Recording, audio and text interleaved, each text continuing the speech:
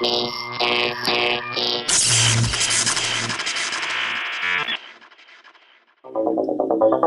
folks, Mr. Circuit here. Today we've got a Roland SH101, made originally 1979, things as old as me. So it's taken a beating over the years. Don't know if you can hear that, but that pot's a little bit scratchy there. It's a bit of crackle noise. Same with that down the bottom there, it's not ideal.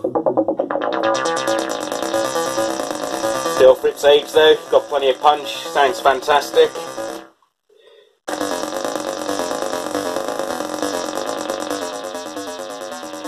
Got one of the most lovely pulse whips I've ever heard in a synth.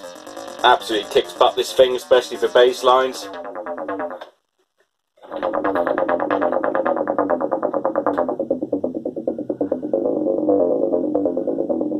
It was quite popular for psytrance, acid music. Can even do almost do a 303. We love it, acid bass. Anyway, besides having those problems there, we've also got a oh, there it is. Got a bit of a crackle on the volume control as well, but most worryingly, okay, I'm just playing the same key there, and I'm just hitting the power switch, and we're getting those horrible changes in pitch. So obviously the pitch of the synth, it's altering just from fluctuations in voltage in that switch. So that essentially means these three pots need replacing, power switch needs replacing, and also we're going to replace the volume control. And while we've got it apart, we're going to give it a good service, and we're also going to give it a tune and recalibrate it. We'll be looking out for some bad capacitors, things like that as well, so any preventative maintenance, and we'll give it a damn good clean, because it probably needs it after 37 years. So let's get cracking. First thing we need to do is take the controls off the front panel. To do this, the rotary switches just lift straight off. The sliders, you just get a screwdriver underneath the middle pin and just rotate gently. You do not want to apply any force here. If you were struggling to do so, you're probably doing it wrong, or you might be really unlucky and some wanker's already glued them on. Once you've removed all the controls, it's a simple case of turning the synthesizer over and removing all the screws. When you do turn it over, just make sure that you are not putting any weight on the pitch wheel. If you do this and you're moving it around, you could end up damaging it. So it's worthwhile propping it up while you do this. Once you've removed all the screws, just simply prise up the metal panel and you have access to the control board. The 101 is quite a basic synthesizer. However, you will still need to take anti-static precautions. The use of anti-static rip strap or any other grounding techniques, it needs to be done because there are custom ICs on this that you can't really get off the shelf. So if you are unlucky enough to have built up a static charge and touch one of these special chips, it's game over. Off the control board, there are various ribbon cables, and they go to the different parts of the synthesizer. The trick that I use, I simply mark numbers on each one of them and also the polarity. That way, when I come to put the synth back together, I'm not wondering, oh, crikey, where did this bit go? I already know because it's numbered, and it just makes your life easier. It also helps if you take photos while you're doing it as well. Once you've taken all the ribbon cables off, then you can just take the screws out of the board. When you've done this, it's just a simple case of folding it up towards you. This reveals another circuit board. And again, it's just a simple case of taking the screws out. Then you have to take out the pitch bend board. Again, just a couple of screws, and you have to watch out for the grounding screw, which is just situated on the key bed. Basically, remove that first, and then that gives you access to the screws. You need to do this in order to get to the screw securing the power switch. All being well, you simply lift the board out and jobs are good 'un. At this stage, it's worth inspecting the board. I dare say yours will have built up quite a bit of dust over the years. Standard. And also, you want to see if someone else has been poking in there before you. It's not uncommon to find signs from another technician who's had to repair it in the past, such as the age of these things. To clean it, the best thing to do, just simply get a hoover. And also you might need a toothbrush, get rid of the main bulk of the crap. And then all you have to do, just go around with a cotton wool bud and some isopropanol or some acetone. Basically, you just want some kind of solvent to lift the crap off. However, don't go using any dangerous chemicals to do this. Alright, so we cleaned all the dust off and we're pretty much ready for surgery. Get marked where we need to desolder. I just put a little blob with a marker pen, and that generally suffices. At least you know what you're doing. I mean, I'm not going to be touching that IC now because I know I've got to do those points here. So, right, let's flux this iron and then we're ready to roll. Right then.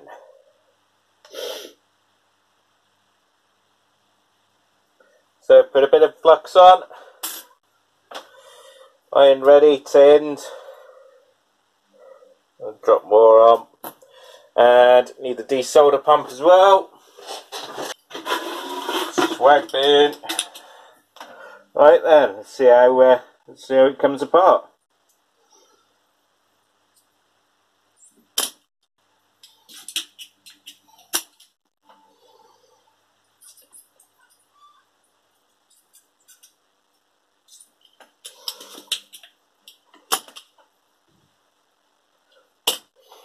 Cheers. There we go, so that's desoldered nicely, so hopefully we shouldn't have too much trouble getting this apart. I mean, the last thing you really want to do is have to fight with the board and have to give it loads. It's quite old. I mean, at the end of the day, it should hold together all right, but we don't want to be trying to tear the thing off.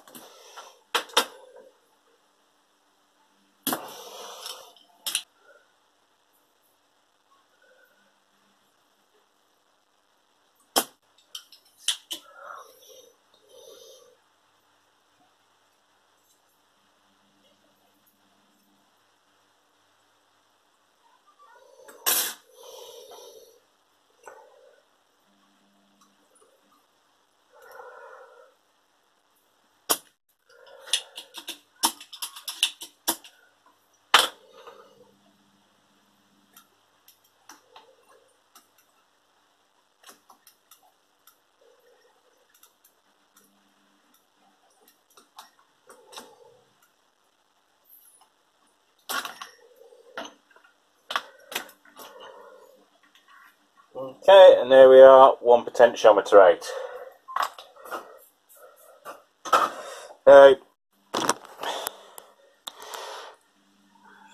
So as you can see, it's unsoldered very easily. It's not too difficult. A lot easier than I thought it'd be. Okay, so we've had those 3 pots out. It's all looking good. Obviously, got a bit of flux residue on there. We're going to clean that up now. Alright, so usual drill applies. Scratch up where it's crystallised very gently. You don't want to be going through the solder mask. We just want to rough it up and get the main bits of it off.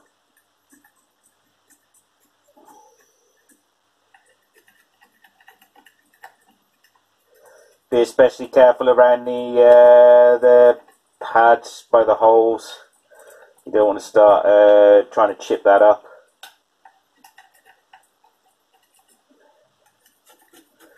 So just keep doing it, scratching gently. Try and lift up all the things. So it looks a bit of a mess there.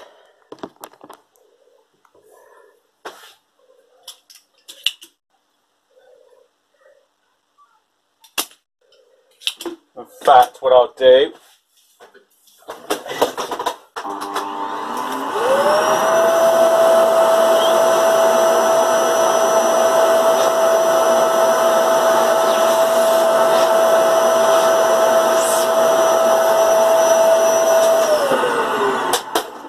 I just hoovered up a bit that I could. It's quite stuck to the board. What we'll do is get a toothbrush, gently brush it off. Okay.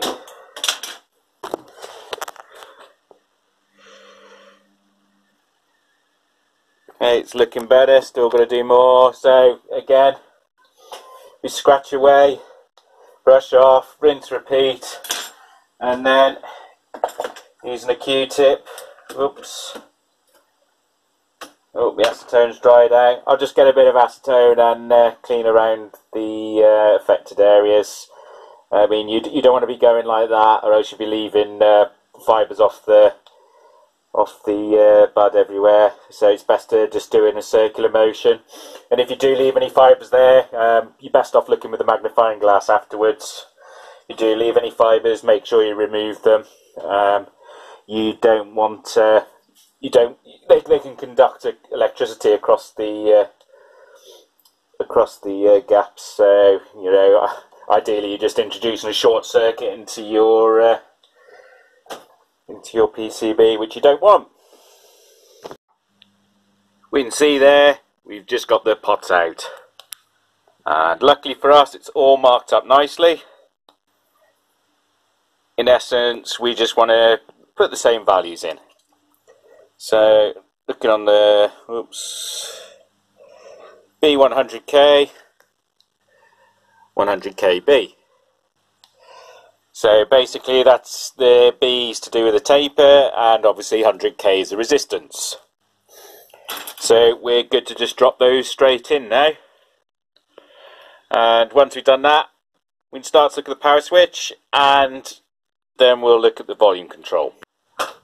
Right, so basically I just popped them in from the other side. They do go in pretty easily, to be fair. You have to play around with the pins a bit, but fortunately that just means that when you do manage to get them in there, they pretty much stick in there themselves. So first of all, just tap this little one.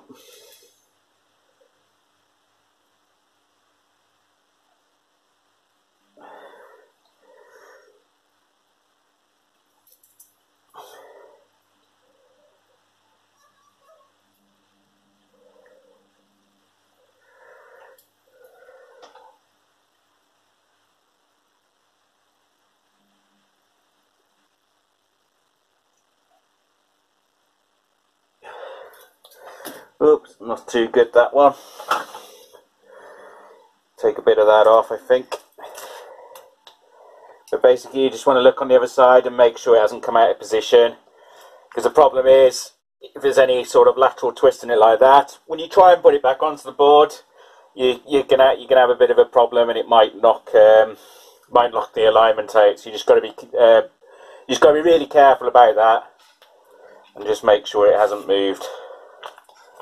So that one's good. And while I've got these hanging upside down precariously, I think what I'll do is I'll tap the other ones on.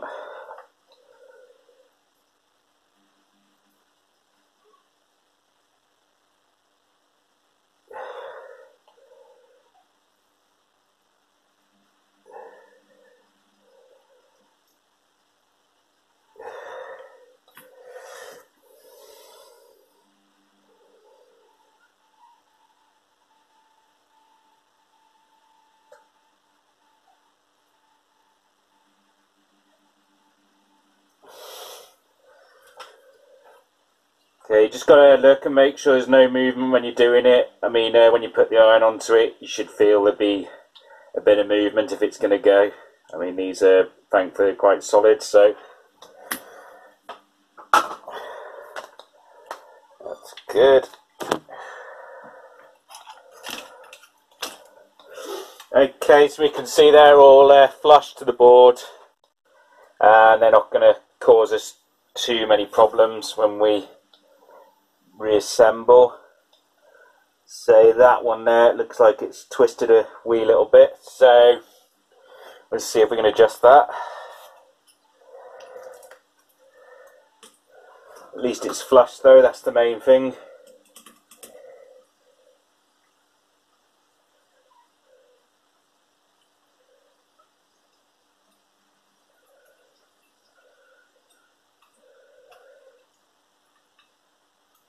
Might just be that the pins have put it out of line.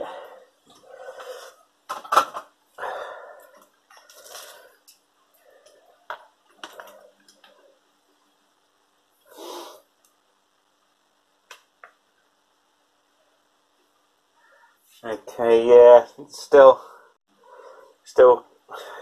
comes in a bit like that, so I'll play around with it.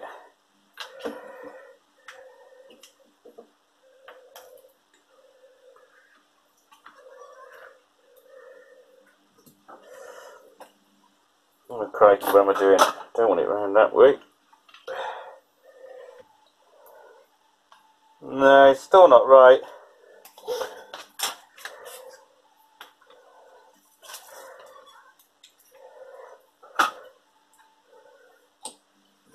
Okay, we'll just take it off and start again.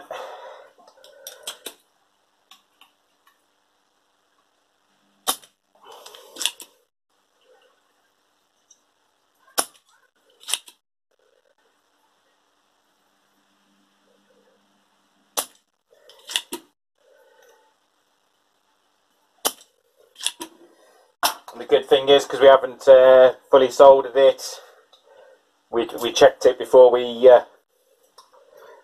committed fully. We can see it's not lined up, and then it's easy to take off. He says.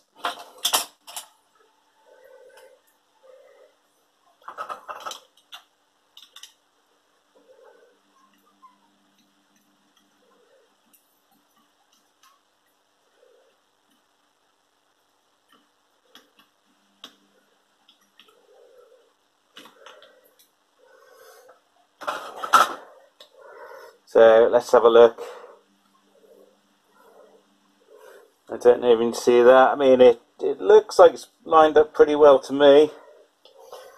Let's see if we can just play around with the adjustment a bit.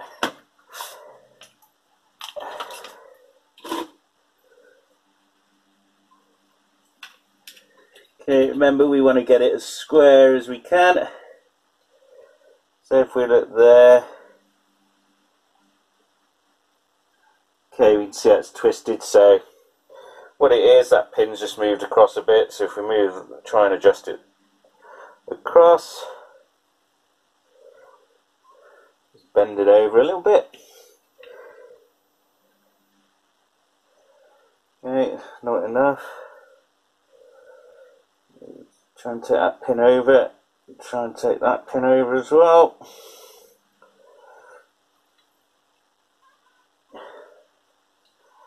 And that's much better.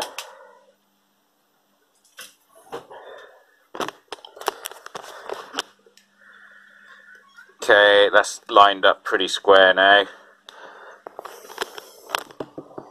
Before, it would have caused an issue maybe once we got to the top of the travel. We'd start, obviously there's a tight gap there with the plastic, we might have started banging against that, but I think that's going to be fine.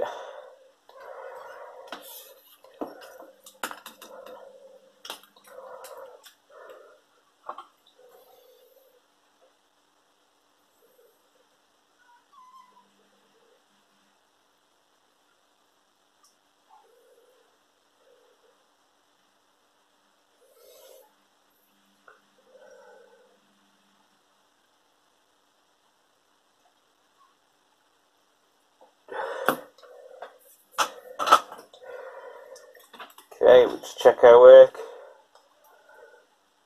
And that's not too bad at all. Right. Now we can just quickly solder everything back up.